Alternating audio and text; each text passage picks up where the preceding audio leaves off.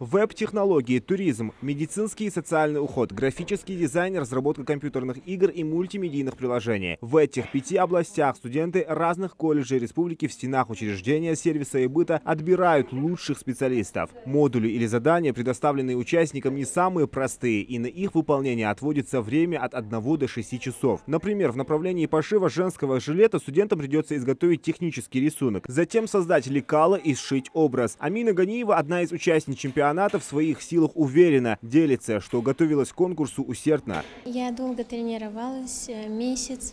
Времени было не так много, чтобы подготовиться очень хорошо, но результат я дам хороший. В соседнем кабинете по компетенции разработка компьютерных игр и мультимедийных приложений 6 будущих специалистов соревнуются за право представлять республику на отборочном этапе. За 3 дня этим ребятам предстояло создать 2 3D-игры. Принцип работы одной из них продемонстрировал Ахмед Чемурзиев. Это игра про баскетбол. Суть в том, чтобы за определенное время выполнить цель. Вот, например, цель это 2. И вот мы должны за это время успеть закинуть 2 раза. С временем уровень повышается, сложность. Это все делается в студии Unity на C#. Вот, например, пример кода. Вот. Эти все коды связаны между собой, каждый отвечает за что-то. Тут есть код на физику этого кольца, код, который отвечает за мяч, за его исчезновение спустя 15 секунд. А также есть вот игровая часть, вот камера, доступная на мячу. В аудитории по компетенции медицинского и социального ухода студентам сегодня предстоит выполнить сразу 2 модуля. По сценарию на больничной койке лежит больной пациент, с ним и предстоит провести работу. Я бы хотела вам дать рекомендации по профилактике падений дома и на улице. Дома нельзя ходить в скользящих тапочках, дома не должны лежать ковры, провода, должен быть порядок везде. На полу нельзя, чтобы валялись лишние вещи.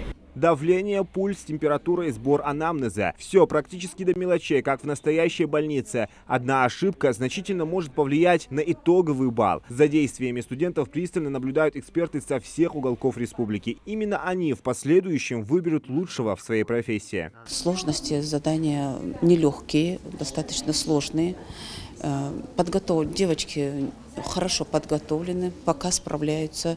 3-й модуль мы сейчас проходим, пока они справляются хорошо. Всего республика проводит чемпионат в 19 компетенциях. Все они разделены по СУЗам Ингушетии. Участники конкурса продемонстрируют профессиональные навыки по востребованным на территории региона профессиям. А мотивацией служит путевка на международный этап. Эти соревнования – отличная возможность поконкурировать, показать свое умение и мастерство. Во-первых, это большой стимул к улучшению своих навыков для наших студентов, потому что это высокие показатели.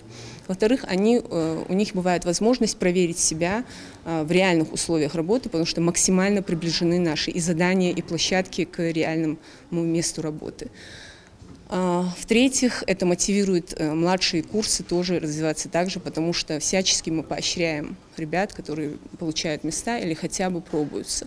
Чемпионат проводится в рамках реализации федерального проекта «Профессионалитет». Цель – повышение статуса, стандартов профессиональной подготовки и популяризация рабочих профессий. По итогам регионального этапа выявят лучших из лучших в республике, которые смогут попытать свои силы в отборочном этапе на финальный конкурс. Зелимхан Калоев, Адам Гулоев, Султан Булгучев, Магаз 24.